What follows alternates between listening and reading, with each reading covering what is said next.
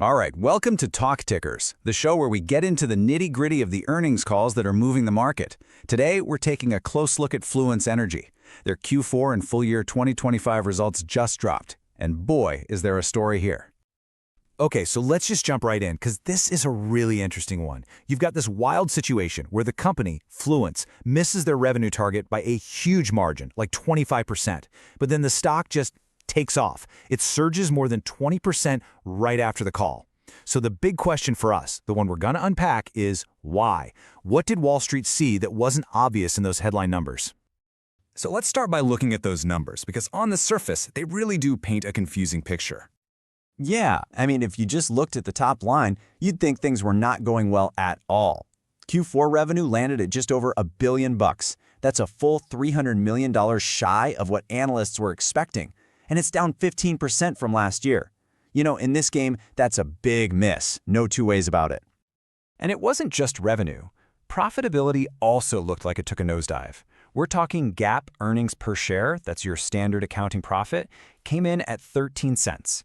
Now, compare that to 34 cents this time last year.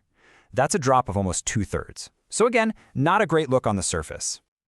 Okay, but this is where the whole story completely flips on its head. While they were having trouble getting finished products out the door, they had zero trouble selling them. They booked a record-breaking $1.4 billion in new orders. That tells you one thing loud and clear. Demand for what they're selling, these big energy storage systems, it's just off the charts. And this right here, this is the bull case in a single chart. All those new orders push their total backlog, that's the amount of business they've already signed but haven't built yet, to a new record $5.3 billion. Think about that. That is a gigantic pipeline of future work that gives them a crystal clear view into their growth for years to come. So, that's the mystery, right? You've got this insane demand, but a big revenue miss. The market needed to know, what's the disconnect here? What caused that shortfall? And to their credit, management didn't beat around the bush. The CEO, Julian Nebreda, came right out and said it. The whole problem, the entire $300 million miss, was because of delays at one single brand new factory in Arizona. So crucially, it wasn't a demand problem, it was a getting stuff built problem, a timing issue. And what was the issue at the factory? Pretty simple, really.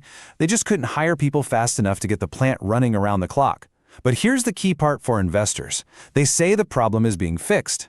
Production has already jumped from making about 1.5 of these enclosures a day to 5. That's the kind of progress that tells the market, okay, this is temporary. The revenue isn't gone, it's just been pushed into the next year.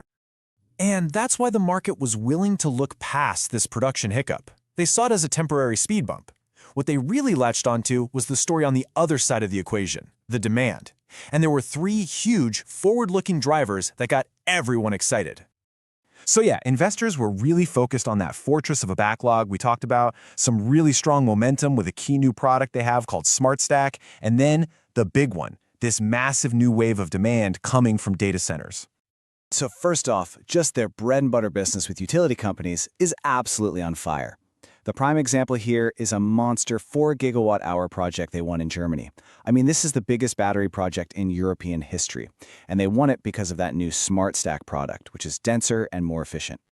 But secondly, and honestly this is the part that I think really poured gasoline on the fire for the stock, is the data center business.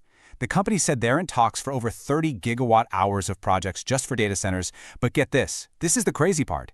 80% of those talks, 80%, started after the quarter was already over.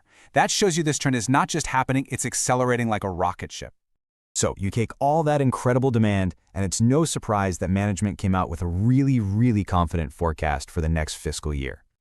They put out official guidance for fiscal 26, and they're calling for around 50% revenue growth. A 50% jump. But here's the kicker, the part that really matters. They said about 85% of that huge growth number is already in their backlog. It's already sold. That takes a ton of risk off the table and basically tells the market, we're not just hoping for this growth, we've pretty much already locked it in. Now, another really key piece of the puzzle, especially for their US business, is all about navigating these Made in America type rules. There's this thing called Prohibited Foreign Entity, or PFE compliance. Basically, if you want your customers to get these big government tax credits, your products can't have certain parts from certain countries. So being compliant is a huge competitive edge. And Fluence just announced they've locked in a second domestic battery supplier. That's a big deal. It makes their supply chain safer and really solidifies their ability to win all that U.S. business. All right, so let's bring it all home. After a quarter like this, full of contradictions, what's the takeaway for investors? And what's our call on the stock? You know, the story here is a classic Wall Street tug-of-war. In one corner, you've got this amazing problem to have, just overwhelming demand, fueled by the AI revolution. But in the other corner, you have the very real risk that they can't keep up, that they fail to actually build and deliver on all those promises. So here at Talk Tickers, we're rating the stock outperform. Our thesis is pretty simple. We believe the market is going to keep focusing on the bigger story here, that explosive data center demand and their giant backlog. We think investors will continue to look past those manufacturing issues, especially now that it looks like they're getting them under control. Now, for those who are thinking about how to play this, the options market is expecting a lot of movement, a lot of volatility. So one potential idea, if you're bullish, is to use that high volatility to your advantage. You could look at a structure like selling some puts to help pay for a call spread. It's a way to make a bullish bet with defined risk that could pay off if the stock grinds higher as they start converting that backlog into real revenue. Of course, let me be very clear, this is not financial advice.